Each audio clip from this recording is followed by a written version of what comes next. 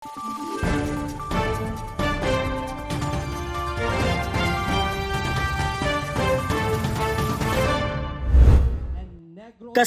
ng inilunsad na Extraordinary Vice Presidents of the Philippines pop-up exhibit ay ang paggawad ng livelihood assistance sa mga pinakabagong benepisyaryo ng Magnegosyo Today program sa Panay at Negros Islands.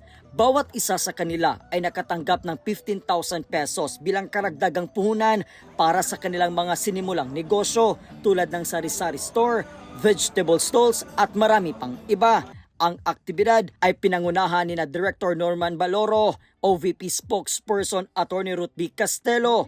Ang Magnegosyo Today program ay isa sa naunang programa na inilunsad ng OVP sa ilalim ng pamumuno ni Vice President Inday Sara Duterte.